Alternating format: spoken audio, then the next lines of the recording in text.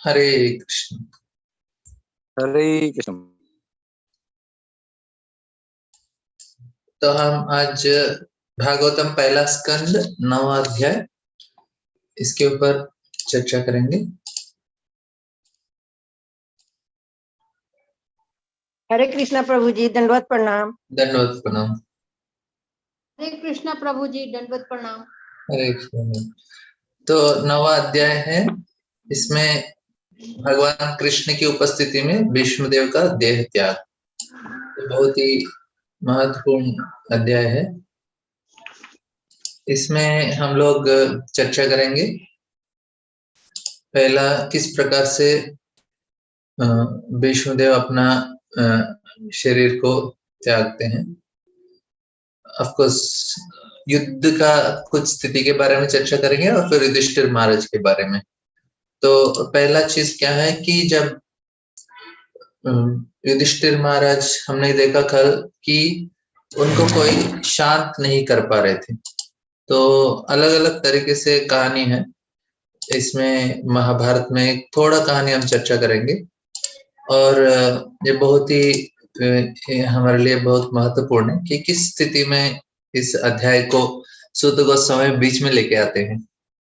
हालांकि ये अध्याय जरूरत नहीं था, लेकिन सूत गोस्वामी चाहते हैं कि हम लोग इसके ऊपर ध्यान दें, इसलिए ये अध्याय को बीच में प्रवेश करते हैं, जिसमें भीष्मदेव अपना शरीर त्याग रहे हैं।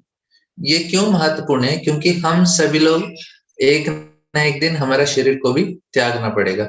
उस समय हमारा चेतना किस तरीके से रहना चाहिए, इस चीज को समझाने के लिए सूत गोस्वामी इस अध्याय का वर्णन कर रहे हैं, इस कहानी के बारे में समझाने का प्रयास कर रहे हैं तो कि हमें किस प्रकार से हमारा शरीर को छोड़ना चाहिए। क्योंकि शरीर छोड़ने के समय हमारा चेतना किस प्रकार से होता है, तो बोलते हैं कि अभी हम लोग एक दो श्लोक ले लेंगे, फिर उसके बाद इसमें चर्चा करेंगे। मैं इसको, क्योंकि ये देवनागरी में है तो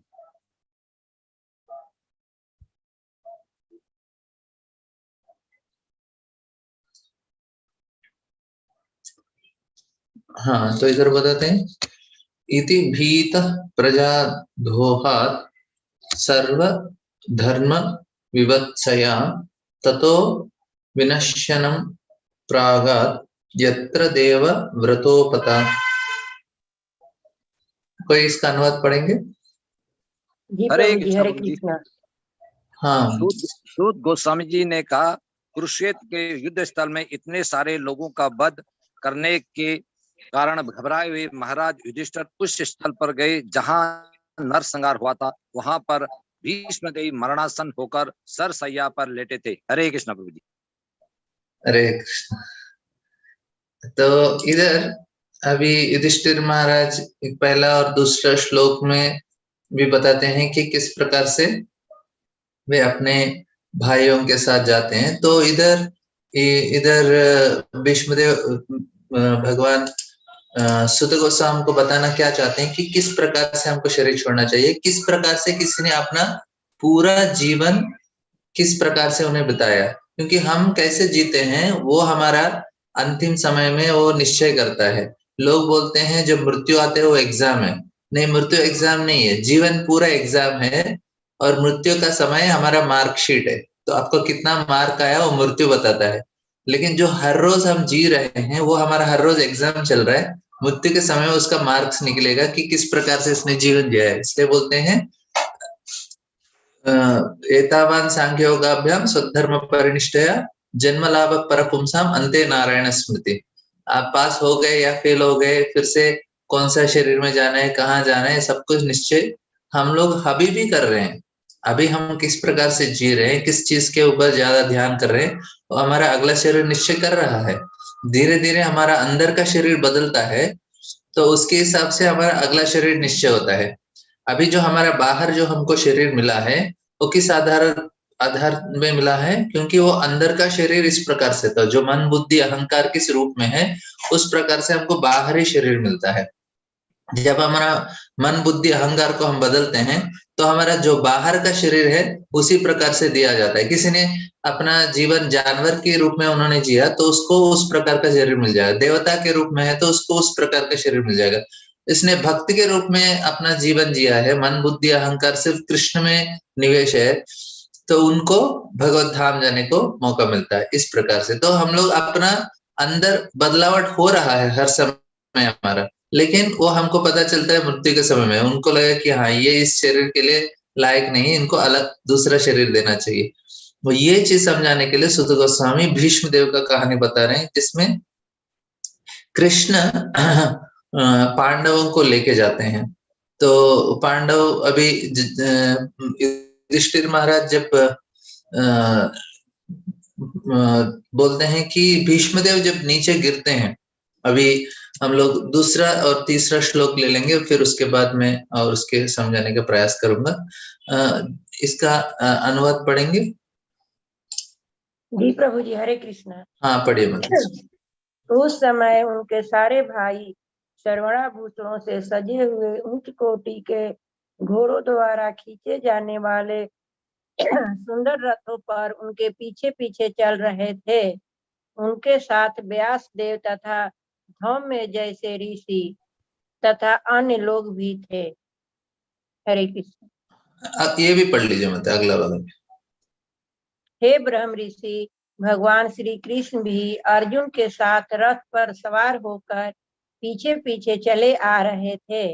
इस प्रकार राजा युधिष्ठिर अत्यंत राजसी प्रतीत हो रहे थे, मानो कुबेर अपने साथियों से घिरा हो। और एक ये भी पढ़ लीजिए। Okay okay. आकाश से आ गिरे देवता के समान उन्हें भूमि पर लेटे देखकर पांडव सम्राट युधिष्ठिर ने अपने छोटे भाइयों तथा भगवान कृष्ण समेत उन्हें प्रणाम किया। हाँ, अभी ये 4 श्लोकों का हम चर्चा करेंगे, उसके बाद हम आगे बढ़ेंगे। तो इस अध्याय में ये चीज बताते हैं कि भीष्मदेव किस प्रकार से एक देवता जो क्या बोलते हैं हार गए, वो फिर जमीन में गिर जाते हैं, उस प्रकार से भीष्मदेव दिख रहे हैं। क्योंकि बताते हैं कि पिछले जमाने में देवता आते थे पृथ्वी में, कभी कभी किसी ने बहुत बड़ा यज्ञ किया तो, लेकिन देवता कभी अपना पैर जमीन में नहीं रखते थे, क्योंकि इधर पूरा धूल है और बहुत सारा से सड़ा हुआ चीज रहता है। कहीं भी जाएंगे बहुत सारा गंदगी आता है, सिटी में तो कहीं भी गंदगी रहेगा, और गांव में भी कहीं भी देखेंगे तो कुछ ना कुछ चूहा मर गया, नहीं तो ये वो थोड़ा थोड़ा गंदगी है ही इधर, और इतना सारा धूल है। तो देवताओं को जमीन में पैर रखना मतलब उनके लिए बहुत घृणा लगता है कि ये कितना गंदा चीज है। इसलिए वो कभी कभी किसी ने बहुत बड़ा यज्ञ किया, देवता आते हैं लेकिन जमीन में पैर नहीं रखते, हवा में ही रहते हैं। अभी और स्वर्गलोक और जो ऊपरी ग्रह है वो इस प्रकार से मिट्टी से नहीं बनाए गए हैं। उनका जो बनावट है बहुत ही सुंदर है, और बहुत बहुत सारे सुविधाएं हैं उधर, और इस प्रकार से धूल और सड़ा हुआ चीज ऐसा कुछ नहीं रहता उधर। तो इसलिए जब देवता आते हैं वो पैर नहीं रखते इधर। लेकिन भीष्मदेव को इसके रूप में इसके साथ तुलना किया गया है कि वो भी एक देवता की तरह है, क्योंकि वो भी जमीन को टच नहीं कर रहे हैं। क्योंकि भीष्मदेव का जो शरीर में सारे इतने सारे तीर मारते हैं अर्जुन। जब भीष्मदेव का जब युद्ध चल रहा था तो भीष्मदेव दुशासन को बोलते हैं, देखो तीर आ रहे हैं लेकिन बहुत सारे योद्धा मेरे ऊपर तीर चला रहे हैं, लेकिन जो सही तीर मुझे लग रहा है वो सिर्फ अर्जुन का है, उसी से मुझे दर्द हो रहा है। क्योंकि सामने शिखंडी है और शिखंडी के पीछे अर्जुन रहते हैं। क्योंकि 9 दिन हो गया, और जब भीष्म ने प्रतिज्ञा लिया अर्जुन को मारूंगा, उस दिन अर्जुन को नहीं मारते हैं, कृष्ण ने रथ चक्र उठाया। ऐसा ये लीला होने के बाद जब भीष्मदेव को मारने का 10वां दिन हो रहा था युद्ध, तो सारे पांडव उससे पहले दिन पूछ लेते हैं कि भीष्मदेव को किस प्रकार से आपको हम हरा सकते हैं। वो बोलते हैं शिखंडी है तो मैं युद्ध नहीं करूंगा। तो इतना सारा हो रहा था, तो फिर भीष्मदेव को एक विचार आता है। भीष्मदेव सोचने लगते हैं, देखो मैं तो पांडवों को कभी हरा नहीं सकता, क्यों? क्योंकि उनके साथ कृष्ण है। जब तक कृष्ण है कोई पांडवों को कुछ नहीं कर सकता। और दूसरा मैं तो युद्ध करने से क्या फायदा होगा मुझे, मैं तो पांडवों को हरा ही नहीं सकता। और दूसरा है शिखंडी सामने है। शिखंडी ऐसे तो एक योद्धा है, लेकिन उसका पिछला जन्म वो अंबा है। तो इसी इसलिए भीष्मदेव के हिसाब से वो स्त्री है, हालांकि वो स्त्री नहीं है। लोग शिखंडी को कुछ और मानते हैं, नहीं, शिखंडी एक अच्छे योद्धा है, लेकिन वो पिछले जन्म में स्त्री होने के कारण भीष्मदेव के हिसाब से, और उसने व्रत भी लिया कि मेरे वजह से भीष्म मारे जाने चाहिए, तो इसलिए भीष्म उनके सामने युद्ध नहीं करते। अभी दो कारण मिल गए भीष्म को युद्ध नहीं करने के लिए। जब उनके मन में इस प्रकार का जब उनके मन में इस प्रकार का विचार आया, तो तुरंत वे युद्ध करना बंद करने के लिए सोचते हैं। और देवता तुरंत उस चीज को अप्रूव करते हैं, क्योंकि वसु हैं, बोलते हैं हाँ सही विचार है आपका। और सिर्फ 3 लोग उसको सुन पा रहे थे। एक व्यासदेव सुन रहे थे जब देवता जो चीज बोल रहे हैं, और संजय भी सुन पा रहे थे। और वो धृतराष्ट्र को बोलते हैं कि इस प्रकार से उनके बीच बातचीत हो रहा है, और देवता भी अप्रूव कर रहे हैं। और देवता उनके ऊपर पुष्प का वर्षा करते हैं, और अच्छे से उनके बाजा इस प्रकार से बजाते हैं, सिर्फ वो भीष्मदेव सुन पाते हैं। और एक ठंडी हवा बहने लगती है, और भीष्मदेव ने निश्चय कर लिया, क्योंकि वो दुशासन को बोल रहे थे कि ये जो तीर आ रहे हैं, और इतने सारे तीर मारते हैं अर्जुन कि कुछ जगह ही नहीं रहेगा बाकी तीरों के लिए। और बाकी योद्धा मार रहे, लेकिन वो भीष्मदेव को कुछ नहीं हो रहा। और कभी कभी बीच में उनको गुस्सा आता था, उन्होंने सोचा ठीक है अभी मैं युद्ध करूंगा और सारे लोगों को हराऊंगा। लेकिन बाद में लगा उनको कि जरूरत नहीं है अभी मुझे इस प्रकार से युद्ध करने का, इस प्रकार से करने का जरूरत नहीं है। तो फिर इस प्रकार उन्होंने जब ये निश्चय किया, तुरंत देवता ने अप्रूव किया, हाँ अभी आपका समय हो गया, अभी आप इससे विराम ले लीजिए, अब अभी स्वर्गलोक आ जाइए, इधर युद्ध नहीं करने का।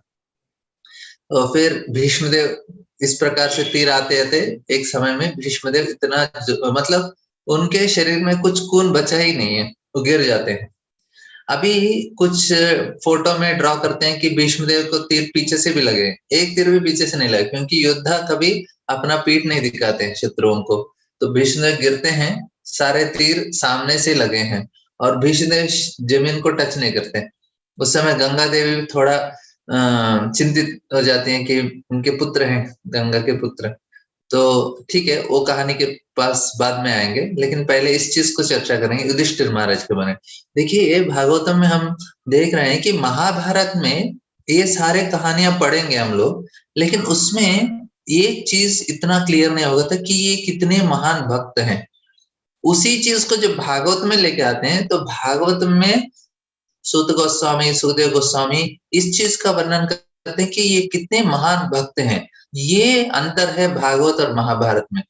महाभारत में हमने द्रौपदी के बारे में उत्तरा, और अभी देखेंगे, देखिए हम पढ़ रहे थे इससे पहले अध्याय 7वें अध्याय में, द्रौपदी कितने महान भक्त हैं, क्योंकि इतना बड़ा हादसा होने के बाद उनके सारे पांचों के पांचों पुत्रों को इस तरह से निर्दयता से जब अश्वत्थामा ने मारा, फिर भी द्रौपदी ने बोला उसको माफ कर दीजिए, क्योंकि वो गुरु के पुत्र हैं, ब्राह्मण हैं, और जो कृपि है वो भी मेरी तरह विलाप करेंगे, उनका पुत्र मर गया तो, और वो सती नहीं गई क्योंकि उनका बेटा है।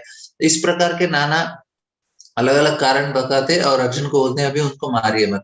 हालांकि उनके सामने उनके पुत्रों को हत्यारा है, फिर भी अभी अभी हुआ है, ऐसा नहीं कि कुछ 10 साल हो गए, तो कुछ ही घंटे हुए हैं और अभी उनके बच्चों का लाश उधर ही पड़ा है, फिर भी द्रौपदी बोलते नहीं उनको माफ कर दीजिए। मतलब कितना महान विशाल, मतलब इतने अच्छे विशाल अच्छे धारक, मतलब उनके इतने विचार अच्छे हैं, मतलब क्योंकि वो भक्त हैं। तो इस प्रकार का। और उसके बाद हम देखते हैं कुंती महारानी और उत्तरा। उत्तरा भी इतना महान भक्त है, क्योंकि उनको जब ब्रह्मास्त्र, अश्वत्थामा को अर्जुन मारते नहीं, लेकिन उसका एक मणि रहता है, उसको निकाल देते हैं, मतलब एक तरह से उसका अपमान करते हैं।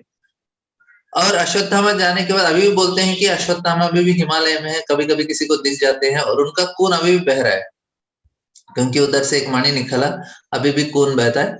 अगला कल्प में वो सप्तऋषि बनेंगे, मतलब उनका हृदय बदल जाएगा, तब तक अभी भी बदल गया होगा, भक्त बन गए होंगे।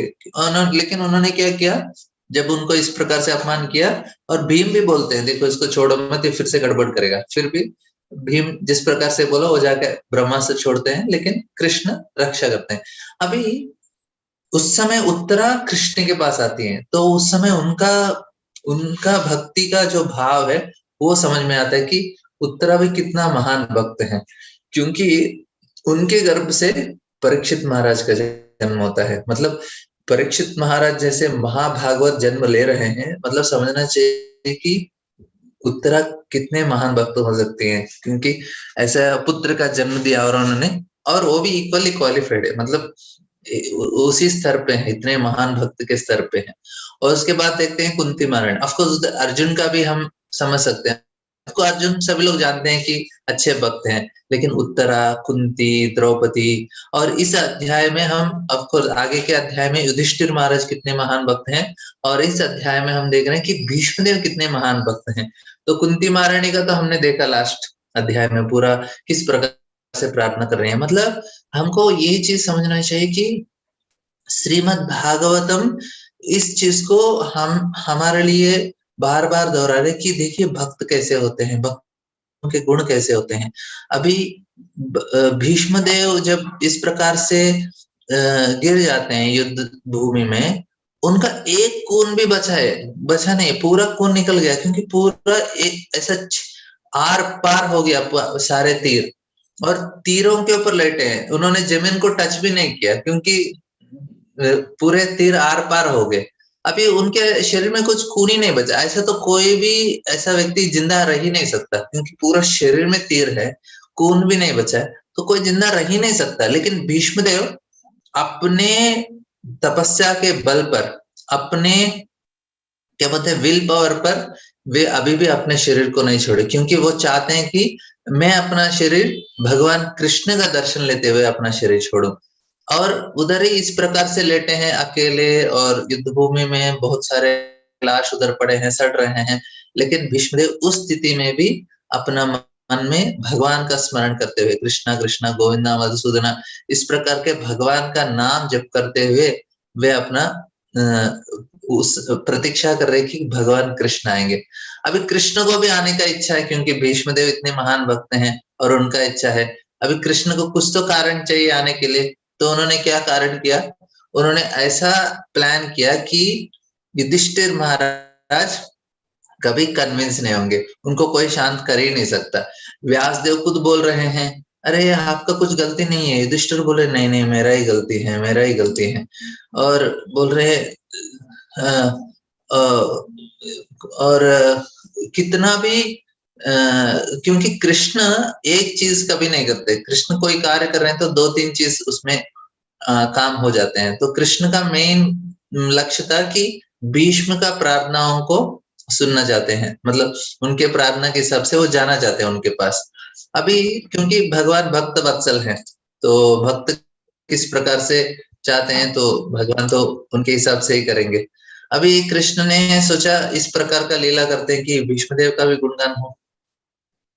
अब युधिष्ठिर महाराज क्या हुआ कि वो सोच रहे कि अरे मेरे वजह से हुआ, देखो मैं तो जंगल में ऐसे एक कुटिया में रहता तो अच्छे से ब्राह्मणों के साथ रह सकता था और उनका बहुत बताया हुआ कथा को सुन सकता था, मेरा जीवन ऐसे ही बीत जाता था। मुझे राजा बनने के लिए इतने सारे लोगों का हत्या हुआ है, बच्चे मर गए, मेरे बुजुर्ग मर गए, मेरे मित्र मर गए, बहुत सारे लोग मर गए। तो इस प्रकार से इतने सारे लोगों का हजारों लोग मर गए, मैं कैसे इस चीज को स्वीकार कर सकता हूँ, मेरा ही गलती है। और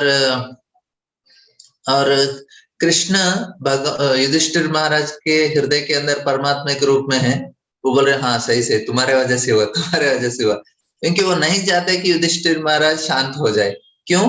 क्योंकि वो चाहते हैं कि युधिष्ठिर महाराज को एक ही व्यक्ति शांत कर सकते हुए भीष्मदेव।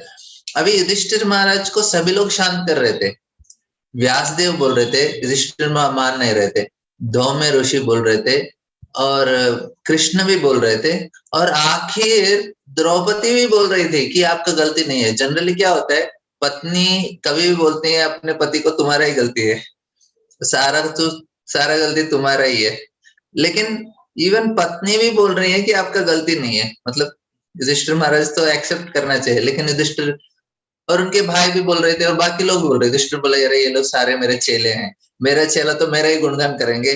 तो इसलिए कृष्ण ने बोला ठीक है, आपको ना भीष्म के पास लेके जाएंगे। भीष्म तो आपका चेला नहीं है और वो अपोजिट पार्टी में युद्ध किया।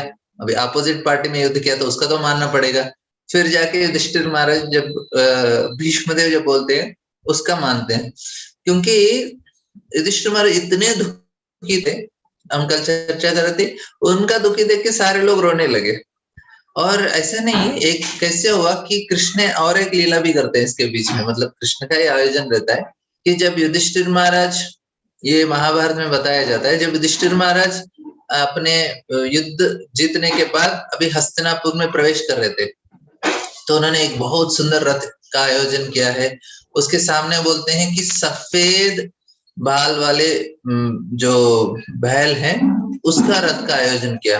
पूरे 16 बैल हैं उसमें, तो 16 बैल उसको लगाए गए हैं और उसमें उसका रथ में बिठा के युधिष्ठिर महाराज जा रहे थे और सामने भीम उसको चला रहे थे, अर्जुन उन्होंने छाता पकड़ा है, नकुल सहदेव उनको चामरा कर रहे थे और सामने धृतराष्ट्र और गांधारी भी थे।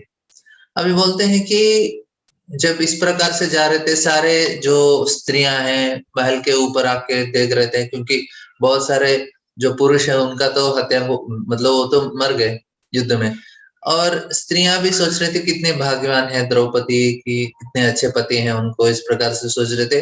और सारे लोगों को एक चीज का है कि ठीक है युधिष्ठिर महाराज है राजा, हमारा रक्षा करेंगे, हालांकि हमारे पति मर गए, भाई मर गए, पिताजी मर गए, लेकिन युधिष्ठिर है हमारा रक्षा करेंगे, इस प्रकार का विश्वास है सारे लोगों को। और उस समय बोलते हैं धौम्य और व्यास महर्षि भी थे, सारे ब्राह्मण भी अच्छे अच्छे मंत्र पढ़ रहे थे और बोल रहे थे कि राजा जो बोलते हैं जिए बहुत सारे 100 साल जिए और हमारा रक्षा करे, इस प्रकार से, और ब्राह्मण भी कर रहे थे। तो उस समय उसके बीच में बोलते हैं कि और युधिष्ठिर महाराज को भी थोड़ा सांत्वना हो रहा था, ठीक है सारे लोग मुझे प्रेम करते हैं, अच्छा है, क्योंकि सभी को ये चीज चाहिए कि लोग हमें प्रेम कर रहे हैं और अच्छा रहे हमारे साथ।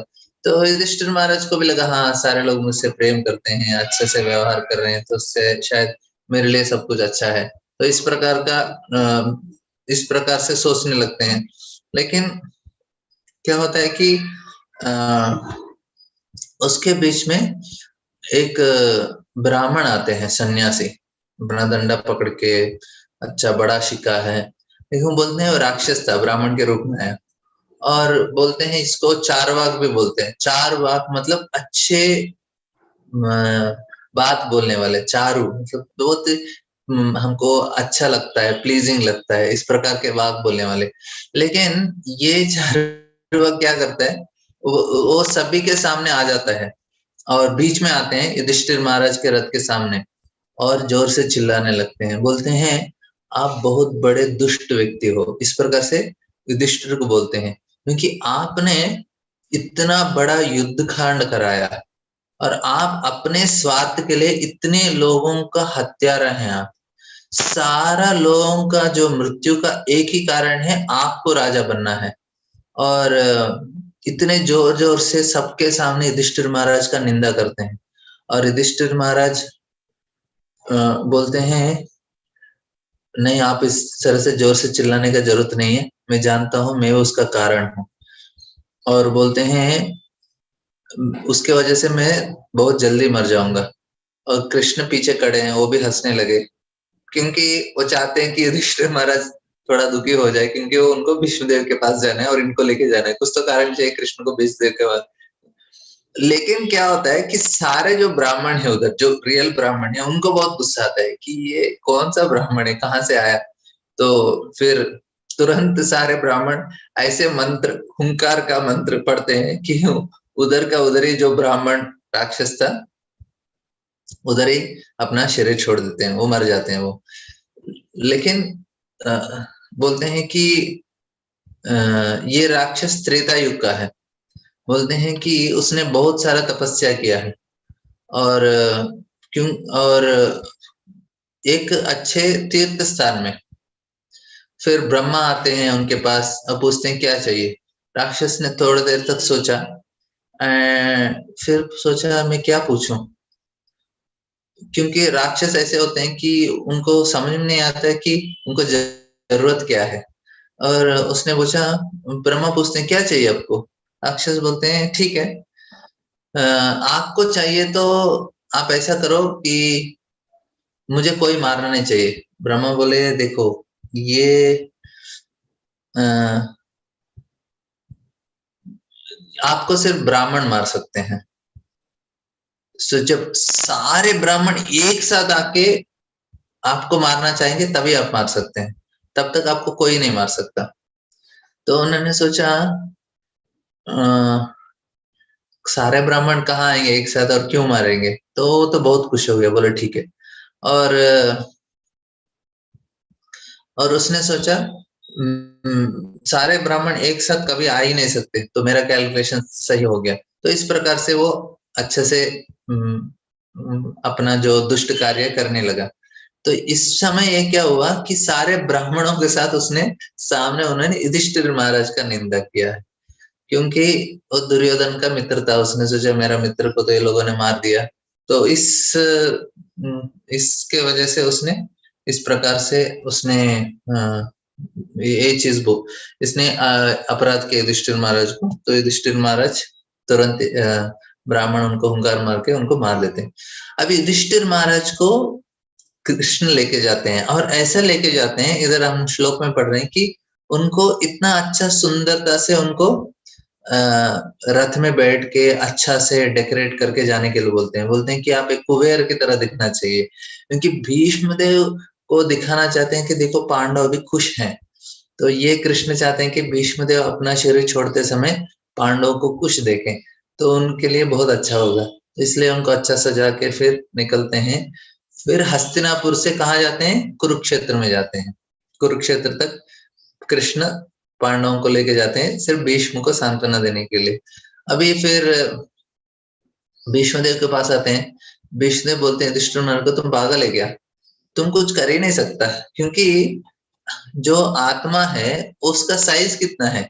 आत्मा का साइज जो केशाग्र शतभागस्य शतदा कल्पितस्य, जो हमारे जो बाल का हम उसको 1000 टुकड़ा करेंगे तो कितना छोटा होता है, उतना छोटा है आत्मा।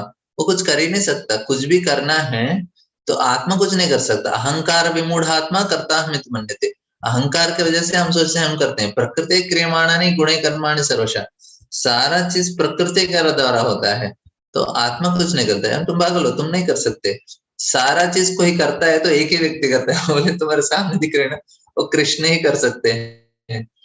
तो इस जगत में जो भी कार्य होता है वो प्रकृति के द्वारा होता है और सैंक्शन कृष्ण करते हैं, लेकिन आत्मा क्या करेगा फिर? अभी देखिए, हमको रोना है, हमको खुश होना है, वो भी कृष्ण ही कर सकते हैं। हमको खुश करना है, हम खुश चाहते हैं, कृष्ण देंगे। हमको रोना है, वो भी कृष्ण ही करा रहे हैं। किसी को सक्सेस है, फेलियर है, कृष्ण ही करा रहे हैं। लेकिन फिर आत्मा क्या करता है? आत्मा एक ही चीज करता है, इच्छा करता है। सही चीज को इच्छा करता है। तो कृष्ण हमारे बाजू में परमात्मा के रूप में है, और उनका जो सूंघने का पावर बहुत ज्यादा है, तो तुरंत सूंघ लेते हैं कि हमारा इच्छा क्या है। इसलिए उनको वासना बोलते हैं। वासनाएं मतलब हमारे जो इच्छाओं को वासनाएं बोलते हैं, और कृष्ण परमात्मा के रूप पर उनको सूंघते हैं, और फिर उसके हिसाब से प्रकृति के द्वारा कार्य कराते हैं। हमारा इच्छा सही है, हम बोलेंगे भगवान मुझे आपके पास आना है, तो सारा जो अरेंजमेंट है हमको भगवान के पास जाने का, सारा अरेंजमेंट कृष्ण कर सकते हैं। कृष्ण, क्योंकि कृष्ण हमारे इच्छाओं को देखते हैं। इसका इच्छा सही है, मतलब कोई भी इच्छा है कृष्ण पूरा करते हैं। लेकिन प्रॉब्लम क्या है कि हमारे जो इच्छाएं हैं हमको ये बहुत भवसागर में, ये बंधन में रखते हैं। लेकिन कभी हमको ऐसा लगा कि नहीं, मुझे कृष्ण चाहिए और कृष्ण के पास जाना है, तो उसके लिए सारा अरेंजमेंट कृष्ण करते हैं।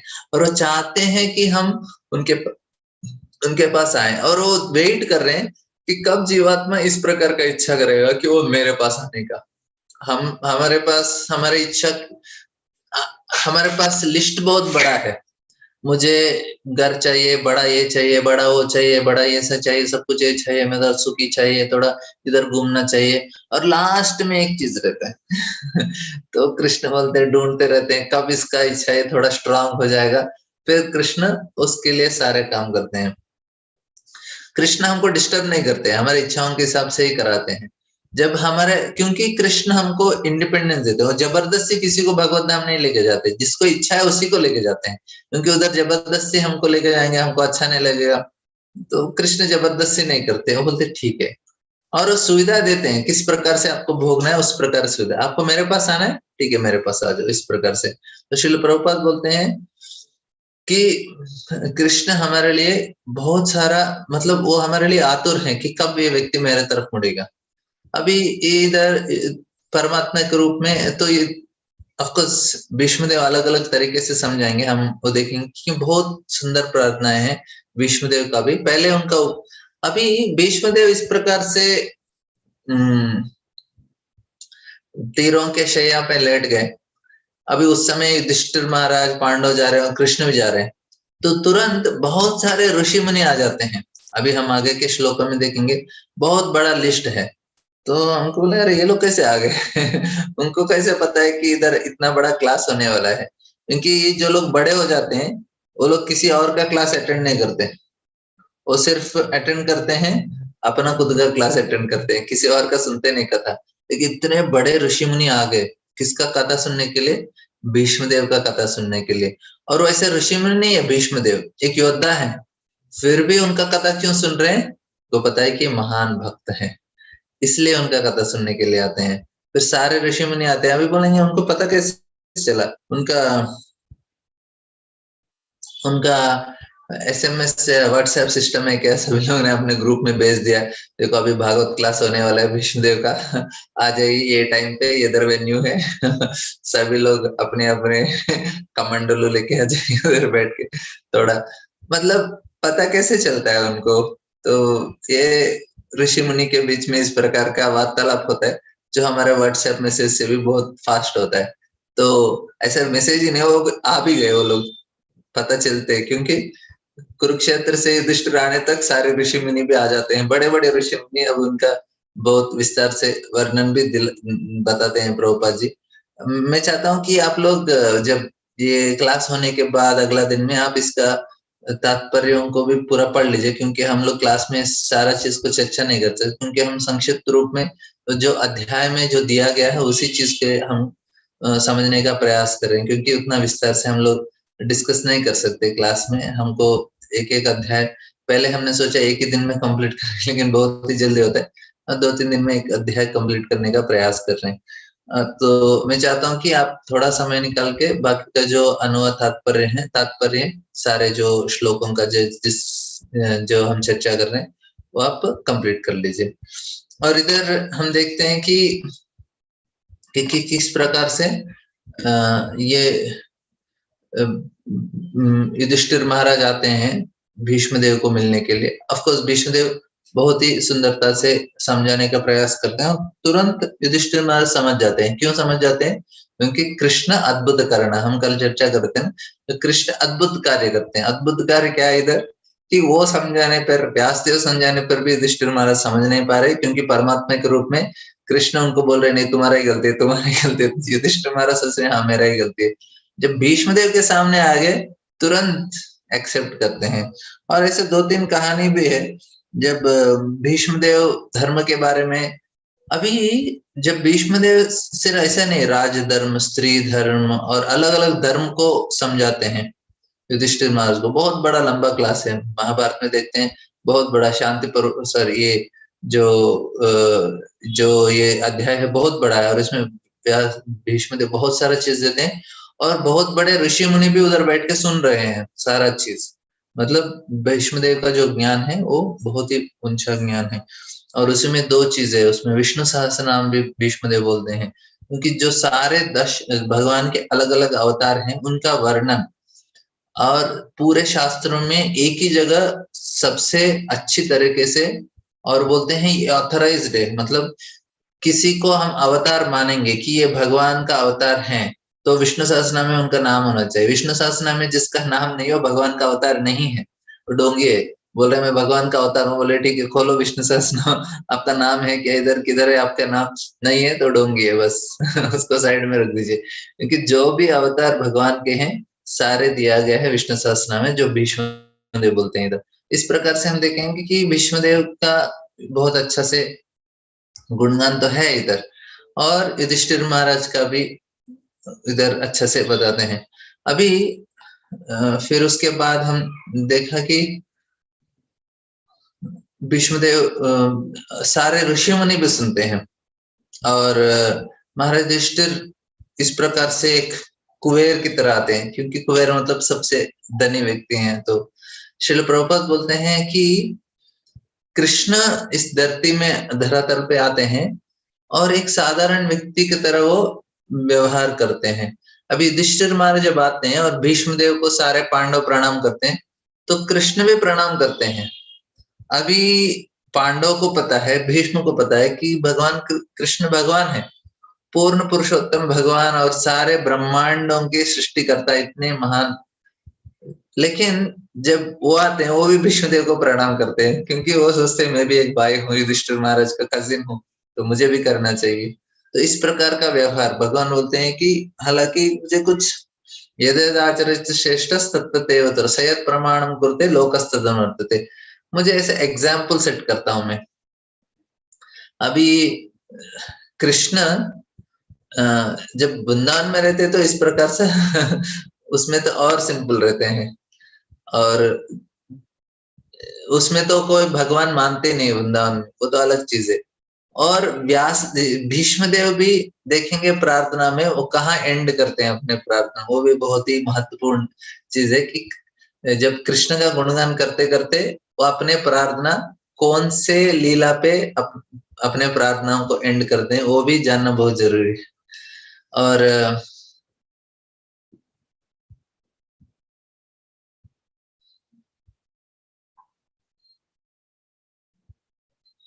अगला श्लोक पढ़ेंगे, इसका अनुवाद पढ़ेंगे कोई? हरे कृष्ण प्रभु जी। हाँ पढ़िए। राजा भरत के वंशजों में प्रधान भीष्म को देखने के लिए ब्रह्मांड के सारे सतोगुणी महापुरुष यथा देवर्षि ब्रह्मर्षि तथा राजर्षि वहां पर एकत्र हुए थे। हाँ, तो देवर्षि, ब्रह्मर्षि और राजर्षि, जो देवताओं में ऋषि है वो देव ऋषि है, और ब्राह्मणों में ऋषि ब्रह्म ऋषि, और राजाओं में ऋषि वो राज ऋषि। तो राज ऋषि मतलब अभी युधिष्ठिर महाराज को भी राज ऋषि बोलते हैं, क्योंकि युधिष्ठिर महाराज राजा हैं लेकिन उनका जीवन ऋषि की तरह है। और देवता में ऋषि नारद मुनि देव ऋषि हैं वो, और ब्रह्म ऋषि तो वशिष्ठा, इस प्रकार से अलग अलग ऋषि हैं। तो इधर सारे ऋषि मुनि उपस्थित हो जाते हैं। अभी कुछ श्लोकों में उनका लिस्ट दिया जाता है कौन कौन से ऋषि आए हैं इधर, और इनका वर्णन भी बहुत ही विस्तार से प्रभुपाद जी करते हैं। ऑफकोर्स संक्षिप्त में ही करते हैं, लेकिन वो परपट बहुत विस्तार है लेकिन हम इतना चर्चा नहीं करेंगे, थोड़ा बहुत हम लोग डिस्कस करेंगे। और महत्वपूर्ण चीज क्या है कि हम लोग अभी इतने महान लोग आके भीष्मदेव से सुन रहे हैं, मतलब उनका महानता पता चलेगा हमको, अरे इतने महान व्यक्ति हैं, क्योंकि कौन आ रहे हैं आपसे सुनने के लिए। अभी देखिए हम जाके प्रधानमंत्री का गुणगान करेंगे, आप महान व्यक्ति हैं, तो उससे ज्यादा फर्क नहीं पड़ता हमको। लेकिन अमेरिका के प्रेसिडेंट आके हमारे प्रधानमंत्री को बोलेंगे कि आप महान व्यक्ति हैं, तो ज्यादा फर्क पड़ेगा उनको। क्यों? उनके स्तर के लोग उनका गुणगान करते हैं, तो उनके लिए बहुत ही मायने रखता है। उसी प्रकार हमारे लिए भीष्मदेव को कौन उनका गुणगान करने के लिए आ रहे हैं, मतलब उनके पास आ रहे हैं अपने शरीर छोड़ते समय, सबसे जो शास्त्रों में किसी का मतलब जो शरीर किस प्रकार से किसी व्यक्ति को छोड़ना चाहिए, तो वो सबसे बेस्ट उदाहरण दिया जाता है भीष्मदेव का। उनका जैसा किसी ने अपना शरीर को नहीं त्यागा है। भीष्मदेव का जो चेतना है इतना स्पष्ट है, हालांकि शरीर में कुछ है ही नहीं, क्योंकि उनके अंदर खून नहीं है, कुछ नहीं है, ऐसे लेटे हैं, लेकिन उनका जो चेतना है, चित्त है, इतना क्लियर है और इतना शुद्ध है। किस प्रकार से हो सकता है? क्योंकि उन्होंने अपना जीवन भर उस प्रकार का साधना किया है, इसलिए हो रहा है। ऐसे नहीं कि लास्ट मोमेंट में सोचूंगा ठीक है मैं हरे कृष्ण बोलूंगा अपना शरीर छोड़ूंगा, होगा नहीं। क्योंकि हरे कृष्ण बोलने के लिए प्रयास भी करेंगे, बोल भी सकते हैं, लेकिन हम किसी और चीज को ही सोचेंगे, क्योंकि हमारे आसक्तियां हमारे सामने प्रकट हो जाते हैं। जब हम अपना शरीर छोड़ते समय हमारे आसक्तियां सारे हमारे सामने दिख जाते हैं। तो ये हमारे लिए बहुत ही समझने का विषय है कि जब तक मैं अपने आसक्तियों से दूर नहीं जाता, और बदलना चाहिए। हम लोग पूरे आसक्तियों से हम छुटकारा नहीं प्राप्त करते, लेकिन उनको बदल सकते हैं। किस प्रकार से? हम कृष्ण के भक्तों के प्रति, गुरु के प्रति, भगवान की मूर्ति के प्रति, भगवान के नाम के प्रति इस प्रकार हमारा आसक्ति होना चाहिए। इसलिए हम भगवान की कथा के ऊपर, किसी व्यक्ति को भगवान का कथा में रुचि आ गया, समझो उसका जीवन तो बन गया, बस और कुछ नहीं चाहिए। भगवान के कथा के ऊपर, भगवान के नाम के ऊपर किसी का रुचि आ गया, वो भाग्यवान व्यक्ति है। हमको इस कथा रुचि के लिए, इसलिए हमको हर रोज सुनना चाहिए। नष्ट प्रायेष अभद्रेषु नित्यम भागवत सेवा। सारे अभद्र मतलब जो बहुत चीज जरूरत नहीं है हमारे मन में, सारे पकड़ के रखे हैं, वो सारे अपने आप छूट जाते हैं। कब? नित्यम भागवत सेवा, हर रोज भागवत सुनेंगे। हमको हालांकि कभी-कभी इतना मुश्किल लग जाता है, अरे हर रोज कैसे सुनेंगे, थोड़ा तो कभी छुटकारा, थोड़ा ब्रेक होना चाहिए। लेकिन हम लोग प्रयास करना चाहिए कि हर रोज भागवत सुने, ताकि एक ना एक दिन हमारे अंदर वो टेस्ट आ जाता है कि हाँ, तो इसमें भीष्मदेव का अध्याय में देखेंगे कि भीष्मदेव इतना, अभी शरीर में देखिए, एक सुई इधर से आर पार हो गया हाथ का, अभी हमको बिठाया जाता है, वो बोलेंगे अभी क्लास दो। मैं बोलूंगा पहले मेरा सुई निकालो और इसको दवाई लगाओ, मुझे 2 दिन का रेस्ट दो, बाद में देखूंगा, मुझे क्लास देना ही नहीं। क्योंकि मेरे आर पार हाथ में सुई घुसा है, मैं बैठ के क्लास कैसे दे सकता हूँ? अब भीष्मदेव को एक सुई नहीं घुसा है, सारा शरीर में तीर है आर पार, और वो लेटे हैं। उस स्थिति में वो क्लास दे रहे हैं, और कौन कौन आ रहे हैं उसको सुनने के लिए? ऐसा नहीं कि वो कुछ बड़बड़ा रहे हैं, नहीं, इतना स्पष्टता से वो क्लास दे पा रहे हैं। और कौन आ रहे हैं उसको सुनने के लिए? स्वयं पूरे ब्रह्मांड के महान ऋषि मुनि लोग आ रहे हैं।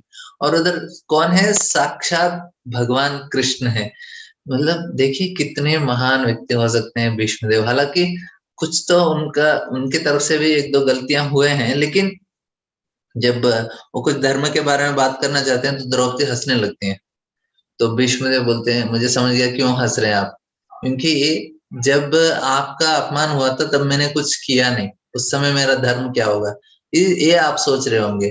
तो भीष्म बोलते हैं, देखो उस समय मैं दुर्योधन का नमक खा रहा था, उसके वजह से वो पाप लग गया मुझे। आपको सुनको कुछ पाप नहीं है, मेरा चेतना में थोड़ा खोट है, इसलिए मैं उस समय ठीक से कर नहीं पाया। अभी मेरा शरीर से सारा खून निकल गया, जो भी अशुद्ध है सारा निकल गया, अभी कुछ बचा ही नहीं खून, तो जो भी बचा है वो शुद्ध है, इसलिए मैं धर्म के बारे में बोलूंगा। लेकिन ये कहानी बोलते हैं, मैं महाभारत में तो पढ़ा नहीं, लेकिन लोग बोलते हैं इस प्रकार से। तो पॉइंट क्या है इधर कि भीष्मदेव हर समय उनका चेतना शुद्ध है, क्योंकि हर समय कृष्ण का ध्यान कर रहे हैं। वो प्रैक्टिस किसी ने नहीं किया तो लास्ट मोमेंट में नहीं होगा ऐसा, इतने बड़े ऋषि मुनि लोग नहीं आएंगे। प्रभुपाद जी भी अपना शरीर छोड़ रहे थे, लास्ट मोमेंट तक वो भागवत का अनुवाद कर रहे थे।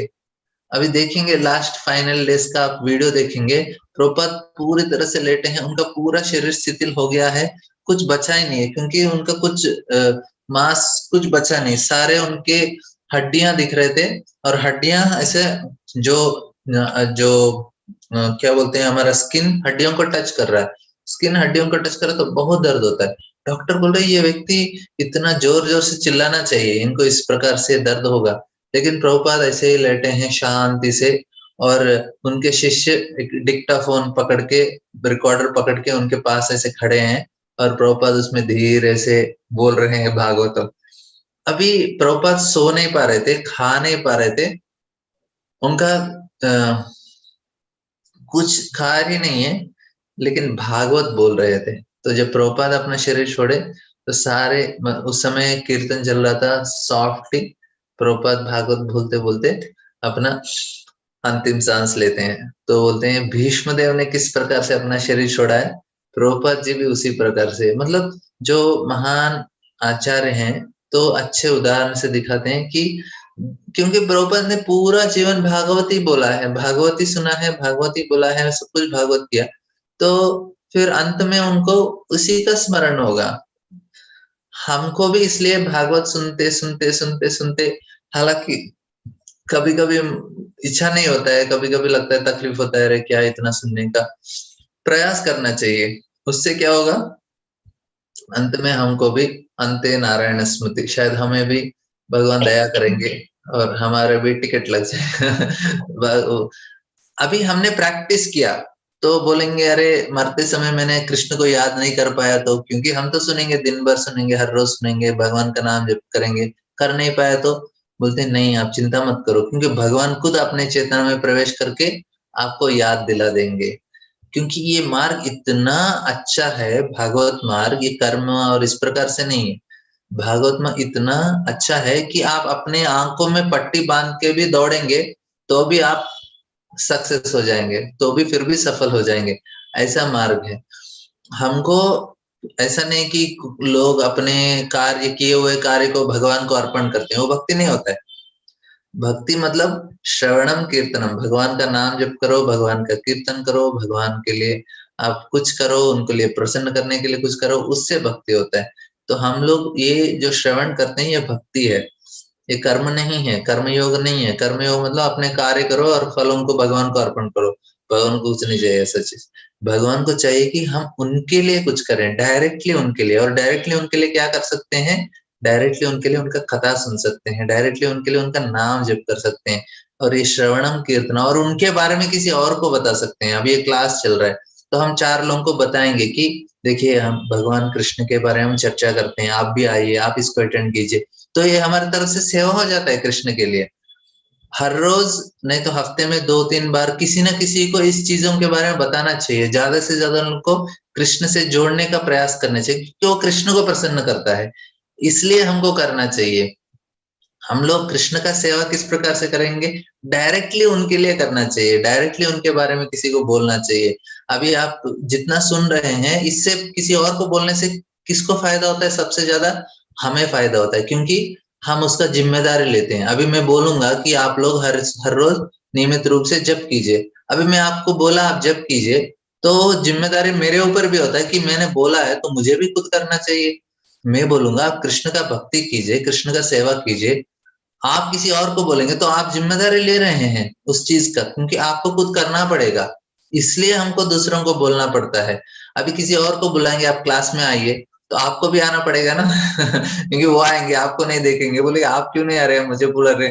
तो इसलिए हमको ज्यादा से ज्यादा लोगों को हम लोग जोड़ते हैं, ताकि हमारा जिम्मेदारी बढ़ जाएगा। क्योंकि हम जब बोलेंगे हरे कृष्ण बोल रहे हैं तो हम उसका जिम्मेदारी ले रहे हैं, ये हमारे लिए जरूरी है। क्योंकि इस प्रकार से हम कृष्ण के बारे में बोल के, कृष्ण के बारे में सुन के, धीरे धीरे और अपने आप जो चीज हमारे लिए जरूरी नहीं है अपने आप छूट जाता है, अपने आप छूट जाता है। हम लोग बोलेंगे अरे इतना सारा बंधन है, ये है वो है, चिंता ही करने का जरूरत नहीं, पता भी नहीं चलेगा कब छूट गया। हमको सिर्फ कृष्ण के ऊपर ध्यान करने, कृष्ण की कथा सुनने का।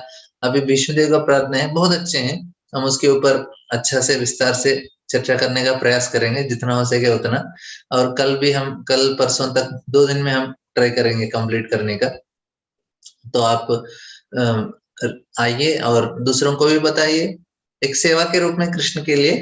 एटलीस्ट आप तो आ जाइए क्लास के लिए। हालांकि हमारा हिंदी इतना शुद्ध नहीं है, फिर भी आप थोड़ा उसको सहन कर लीजिए।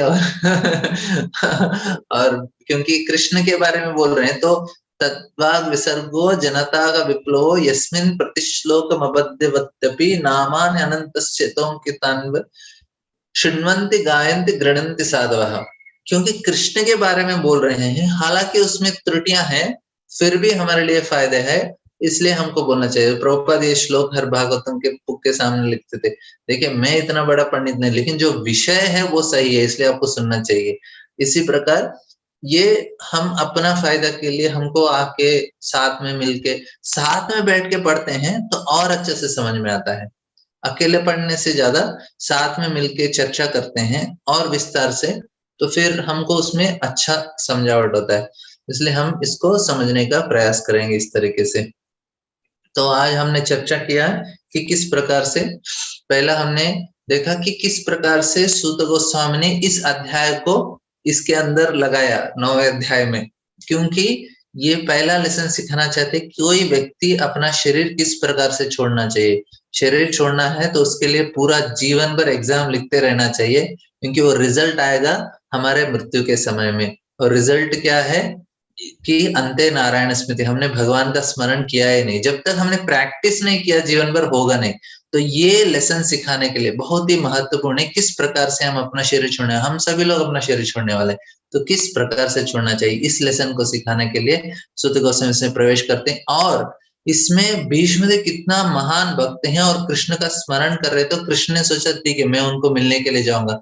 अभी कृष्ण को उनको मिलने के लिए जाने कुछ तो कारण चाहिए, तो उन्होंने युधिष्ठिर महाराज का इस्तेमाल किया। और युधिष्ठिर महाराज अभी भी दुखी थे कि मेरे वजह से इतना बड़ा हादसा हुआ है। तो कृष्ण बोलते ठीक है हम भीष्म के पास जाएंगे, आप उनसे सुन लीजिए।